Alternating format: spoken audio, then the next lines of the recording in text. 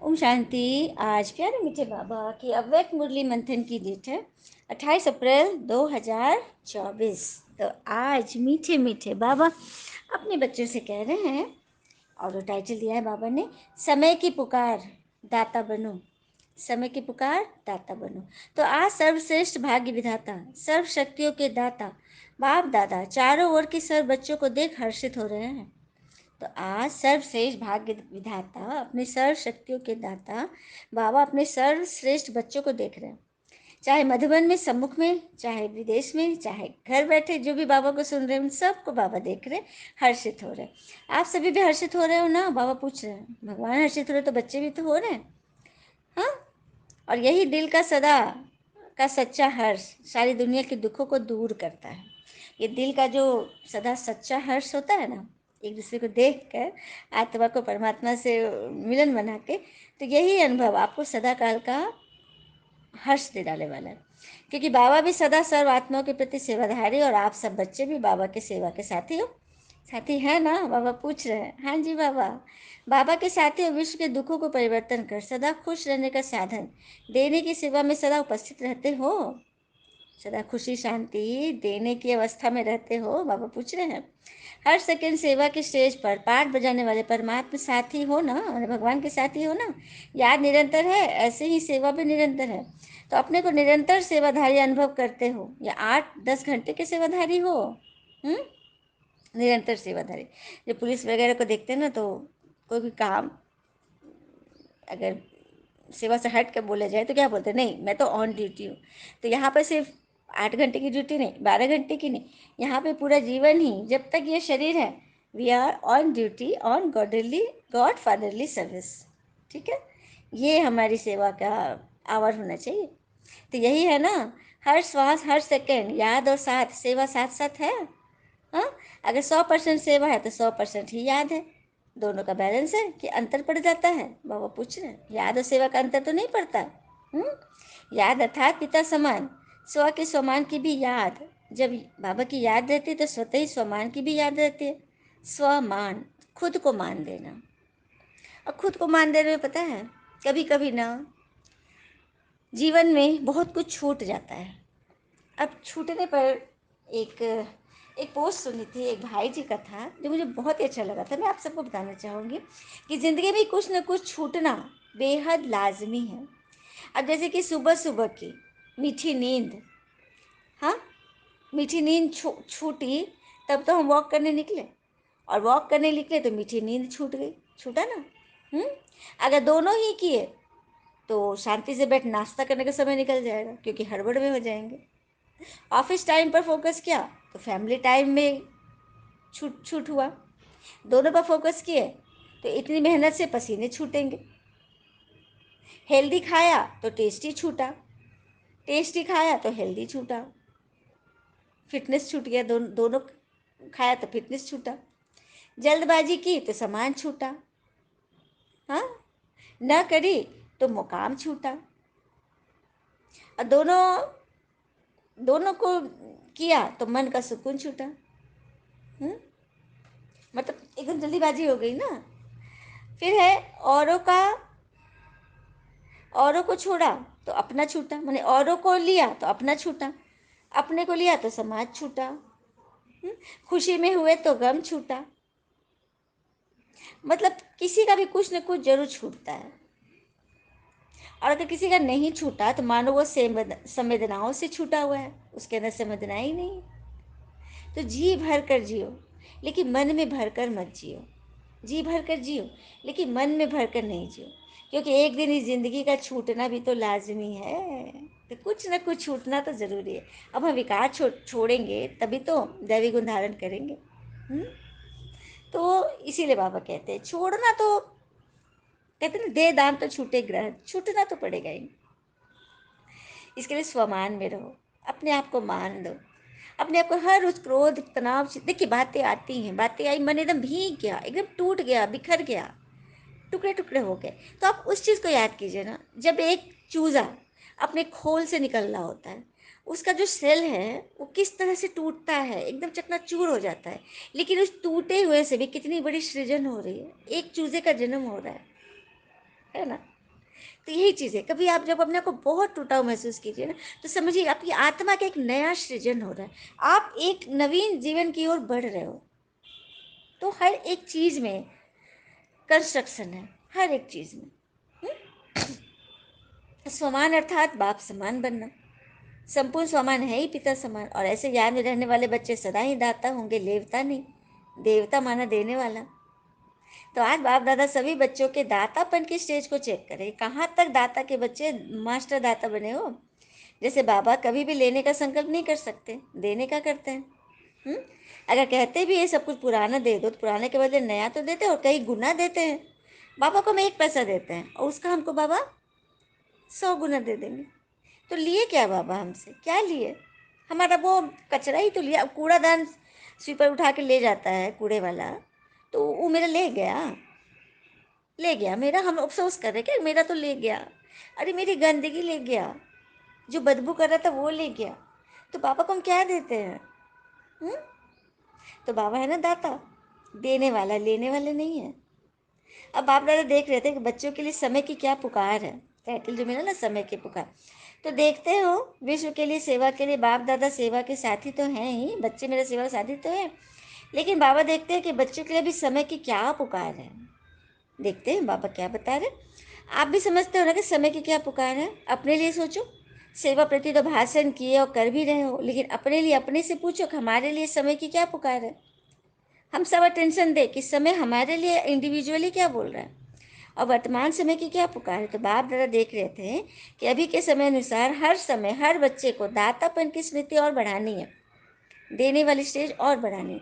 चाहे स्व उन्नति के प्रति दातापन, चाहे खुद को दो, खुद को अपने आप को भरो, बाबा से लेकर खुद को भरो, अपने आप को दो। तो दातापन तो सबसे पहले अपने प्रति हो गया। हुँ?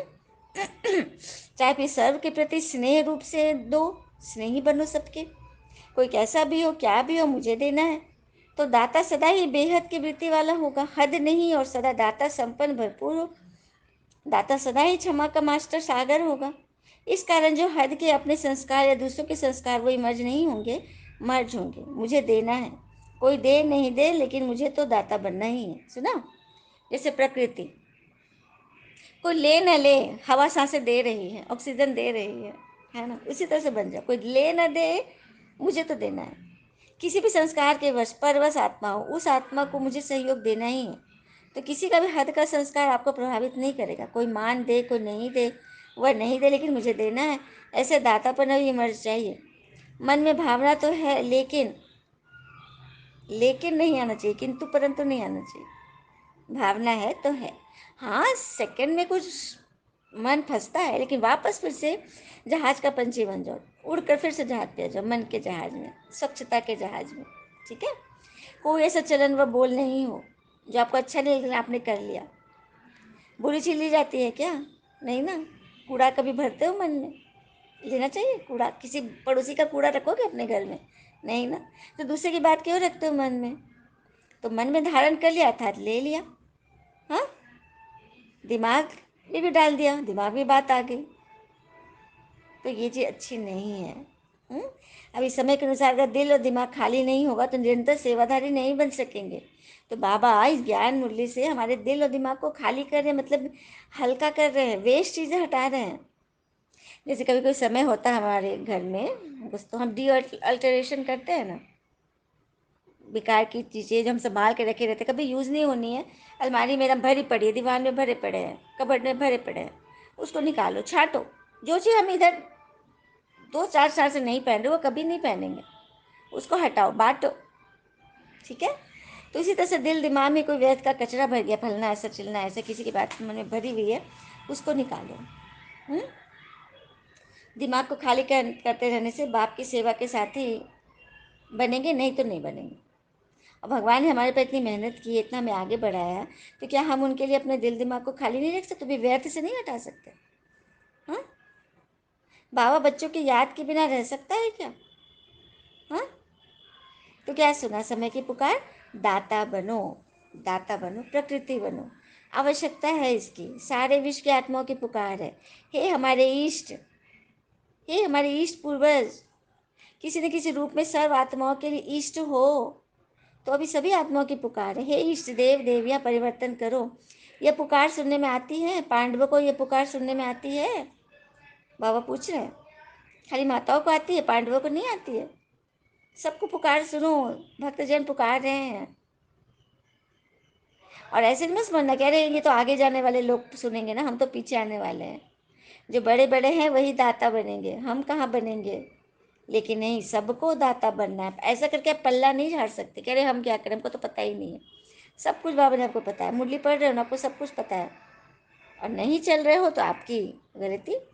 जो फर्स्ट है मधुबन में आने वाले वो हाथ उठाओ। बाबा मधुबन में आने वाले बच्चों को पूछ रहे हैं कौन कौन आए हो पहले। अगर बाबा समझ के कनेक्शन जोड़ा तो एक दिन में भी वर्षा ले सकते हो। ऐसे नहीं कि हाँ अच्छा है, कोई शक्ति है, समझ में तो आता है, यह नहीं करना है। सिर्फ ये नहीं, अनुमान से नहीं चलना है, ललक से नहीं चलना है, करना है। बाबा समय के अनुसार वर्तमान समय विशेष एक बात अटेंशन दिलाते हैं, क्योंकि बाबा बच्चों के रिजल्ट को देखते रहते हैं। रिजल्ट में देखा गया हिम्मत बहुत अच्छी है, लेकिन लक्ष्य है, लक्षण नहीं है, उसमें अंतर है। तो लक्ष्य सबका नंबर 1 है, तो फिर लक्षण भी तो होना चाहिए सूर्यवंशी बनने का। आप सब किस में हाथ उठाओगे? सूर्यवंशी में ना। कोई है जो चंद्रवंशी बनना चाहता है? कोई नहीं। तो लक्ष्य तो सभी का अच्छा है, बहुत अच्छा है। तो लक्ष्य और लक्षण की समानता, उस पर अटेंशन जरूरी है। इसका कारण क्या है? जो आज सुनाया, कभी कभी लेवता बन जाते हैं। यह हो, यह करे, यह मदद दे, यह बदले तो मैं बदलूँ, यह बात ठीक नहीं है। ये लेवतापन है, दातापन नहीं है। कोई दे या न दे, बाबा ने तो आपको सब कुछ दिया है। क्या बाबा ने किसको थोड़ा दिया है, किसको ज़्यादा दिया है? एक ही कोर्स है ना, चाहे 60 साल वाले चाहे 1 मास वाले, बाबा तो बराबर दे रहा है ना सबको। हम्म तो यही ज्ञान है, यही प्यार है, यही सर्व शक्तियाँ है। सब एक जैसे हो, एक जैसे बनो, बाबा यही चाहता है। लेने के इच्छुक मत बनो, देने के इच्छुक बनो। और जो जितना देंगे, दाता बनेंगे, उतना खजाना बढ़ता जाएगा। मानो किसको अपने सम्मान दिया, दूसरे को देना, अर्थात अपना सम्मान बढ़ाना। आपने अपना बढ़ाया, ज्ञान धन बांटने से बढ़ता है। दाता शब्द सदा याद रहे, इच्छा मात्र अविद्या। किसी बात की इच्छा मत करना, सूक्ष्म लेने की इच्छा न स्थूल लेने की इच्छा।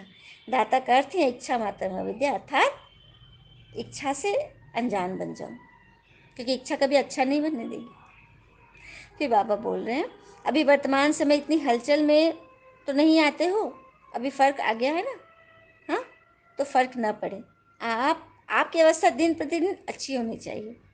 फिर बाबा बोले, जिन बच्चों ने याद प्यार भेजी है, बाबा उन सभी बच्चों को दिल से याद प्यार भेज रहे हैं। चारों ओर के सर्वश्रेष्ठ पिता समान दातापन की भावना रखने वाले, श्रेष्ठ आत्माओं को निरंतर याद और सेवा में तत्पर रहने वाले, परमार्थ सेवा के साथी बच्चों को सदा लक्ष्य और लक्षण को समान बनाने वाले, सदा बाबा के स्नेही और समान समीप बनने वाले, बाबा के नैनों के तारे, सदा विश्व कल्याण की भावना में रहने वाले, रहमदिल मास्टर क्षमा के सागर बच्चों को, दूर बैठने वाले, मधुबन में नीचे बैठने वाले, बाबा के सामने बैठे हुए सब बच्चों को याद प्यार और नमस्ते। फिर बाबा ने वरदान दिए, दिल में एक दिलाराम को समाकर एक से सर संबंधों की अनुभूति करने वाले संतुष्ट आत्मा भव। दिल में एक दिलाराम को समाकर एक से सर संबंधों की अनुभूति करने वाले संतुष्ट आत्मा भव। तो नॉलेज को समाने का स्थान दिमाग है, लेकिन बाबा को समाने का स्थान दिल है। नॉलेज को तो हमने दिमाग में स्थान दिया, लेकिन भगवान को कहाँ बिठाएंगे? दिल में, दिमाग में नहीं। कोई कोई दिमाग ज़्यादा चलाते हैं, लेकिन बाबा सच्चे दिल वालों पर राजी है, दिमाग वाले पर नहीं। इसलिए बाबा को दिलाराम कहते हैं, दिमाग राम नहीं। जो दिल से सेवा करते व याद करते, उन्हें मेहनत कम और संतुष्टता ज़्यादा मिलती है। दिल वाले सदा संतुष्टता के गीत गाते हैं, उन्हें समय प्रमाण एक से सर्व संबंधों की अनुभूति होती है। स्लोगन, अमृत वेले प्लेन बुद्धि होकर बैठो तो सेवा की नई विधियाँ टच होगी। अमृत वेला प्लेन बुद्धि होकर बैठो तो सेवा की नई विधियाँ टच होगी। कहते हैं ना, एक बहुत सुंदर एक पोस्ट था कि मेरे साथ वो खड़ा है जो इस जगत में सबसे बड़ा है। तो बड़े थे बड़े बाबा के हम, बड़े थे बड़े बच्चे, तो बड़ी थी बड़ी ऊंची हमारी तकदीर। अच्छा, ओम शांति। शुक्र मीठे बाबा व बाबा के प्यारे प्यारे बच्चे, आप सबका जीवन सदैव शुभ हो। ओम शांति।